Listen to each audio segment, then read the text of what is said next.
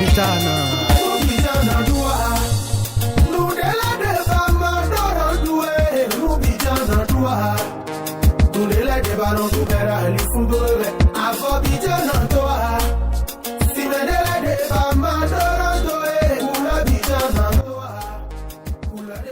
Meche todo mi tole mi kodo tatagbe azan ko aton nu ko enego do kweji sunme mi me ma do asu almi mi ma do asi aboyin agbo kwegbe ton le o mi na tun kun rojiro gan ko lo me o uve pedi na tin mi do wan isi anpape bo kan do mi rojiro mi ni tun kun rojiro mi ka do ganja o mi ni bo tun wan yan kun ka do nu ko yin de tin o we me ka lo bele yin lo po mi na do mi rojiro mi ni tun asu pa si po si anpape ko mi sin pedi na wa no e kana zo ko mesi na wa we na yin lo akweho na zo mo ko mesi na wa on mi ni blo dede bo kale voyon akwezan bo kale vodon mi do mi ni tun rojiro mo jan uve pedi na le tin mi do akwezan sin alide suji one on mi ni tun de mi na blo economic mi ton bon wa me ka lo agbozu ka mi ton yo mi na dudo we me odo asu alo we me odo asio na tun ko mo rojiro kan ko lo me di on le ni to le gige na yin wa Planète où na do fine mo la gwa lo nu ero wan isi anpape cho ana tun rojiro planète Venus ko maspo e de so e kuna lo nu de bo bilibi na don weme kalo toro inwe rojiro weme ma odo asu alo weme ma odo asia ena bi rojiro ani tempo bonu mene asu no alo mene ni asinu ani ko kanton mo gonu ti ando nu mesomo mo kan don no pomi ton le rojiro akwesi anpape yo mi ni tun rojiro no me mi na be akwedo le bihuyo mi ni blo tete mama ena yo pepe wo mi na be akwedi mechuo le yo mi na le ba le yo po mi na le ba akweta de supo mi ni ka tun rojiro mi me kan wo do bule yo mi ni tun rojiro kan ko lo me dion wa isi anpape yo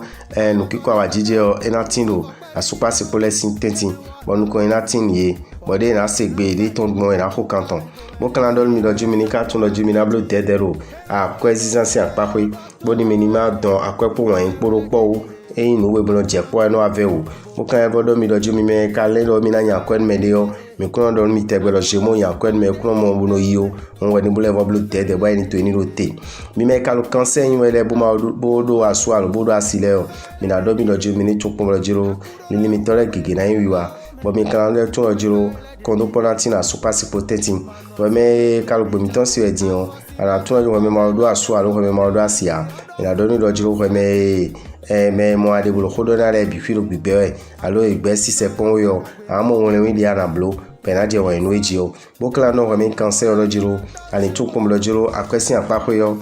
nde bude aja biblogbe yo no ani ko kanton bonu wan yo ena khodo gi akwesi ali oji no ba kweto na do nkan yi mi kana don mi rojiro ani tun rojiro tadagbe yo sin ali kana lewo hunwe mi me kalo kini yin ele yo mi na do mi rojiro mi ni tun pon rojiro planète yo Venus sur planète mo kanton e do rojiro mi na go alo no asupa sepole bo le mi ton le gege na yin wa on kiko awajije na tin mi me ma ka do asu alo mi me ma do asia planète yo ma sur planète mo kanton e do rojiro mi na go alo mi do won isi anpape bo mi na tun pon rojiro kan ko lo medion de mi na blogun mo kiko awajije na tin mi o mi ni ko kanton cho mi kan bodon lo pomi ton le rojiro mi ni tun rojiro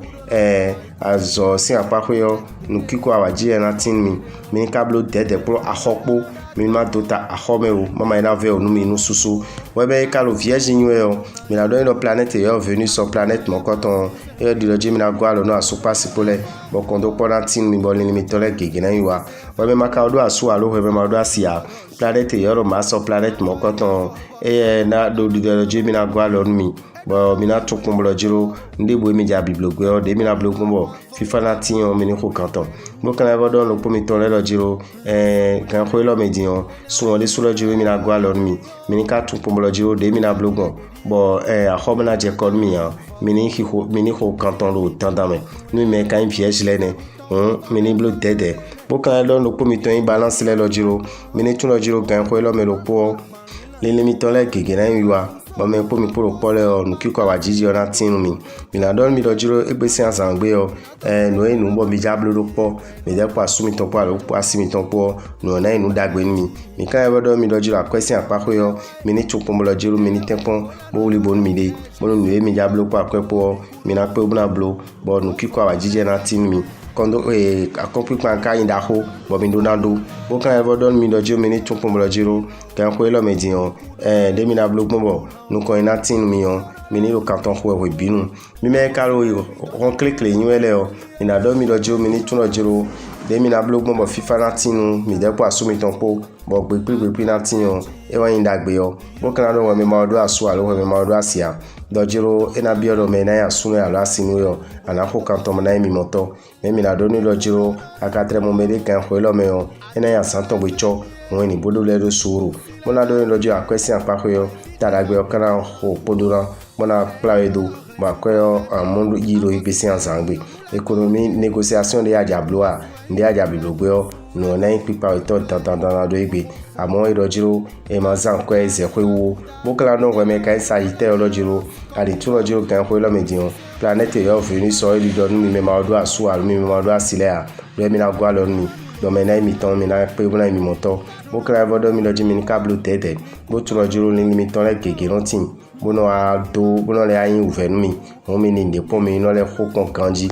bona do mi loji mi me ko do asu alu mi me do asile o na biology mi ni je zozo no mi deji o me sin pere hen na wa no e kan zone mo koton bi o akọ na ro gole no ni o mi ni bo blue tete bono akọ ni ma do tagba no mi me yin asu pasipole o tadagbe o kan tin mi lo akwesi anpako yo bo mi na mo akweyi mi la zo de wa mi na mo akweyi dandan amo ero di lojiro eni kablu tete bo tun po lojiro debude echigbon akwezizan eno ni tabe po wachu ni zizanto mi me Capricorn yiwe mi na do mi lojiro mi ni tun po lojiro kan ko lo medin o no mi na sorote no na inumbo mi na blole bifio mi na tun lojiro wajije ona tinde ikon bo kan do mi me rogbe mi ton se bo Capricorn le lojiro mi ni tun po lojiro mi me ma odo aso alu mi me ma odo asia mi na tun po lojiro nu keke na timuna le a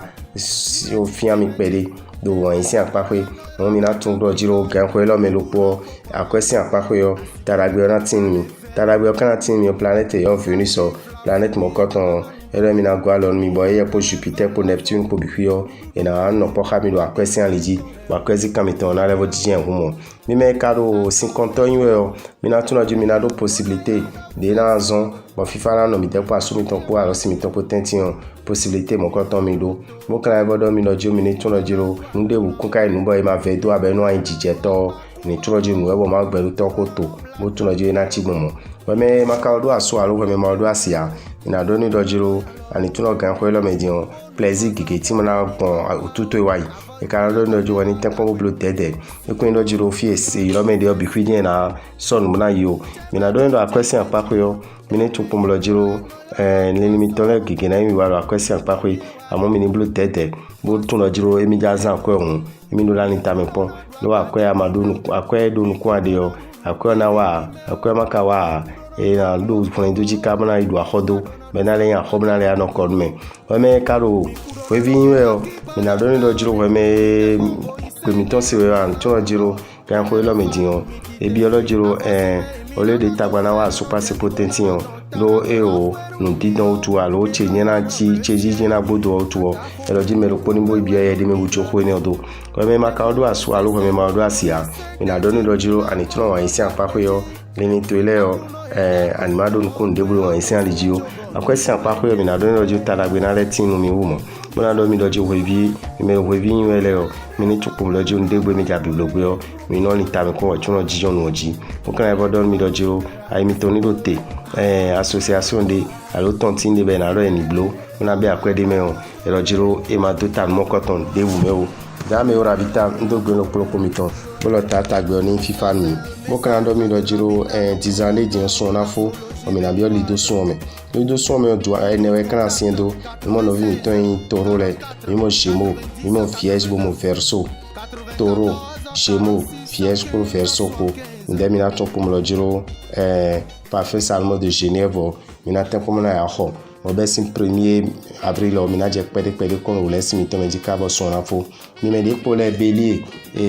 cancer lion balance scorpion sagittaire capricorne pour le poisson pour mi na tun lojiro savon sachet lo mi ni ko kanton savon sachet lo boutique o sin ale bime mo mi na je zanji FIFA na kondomiji e na chen mi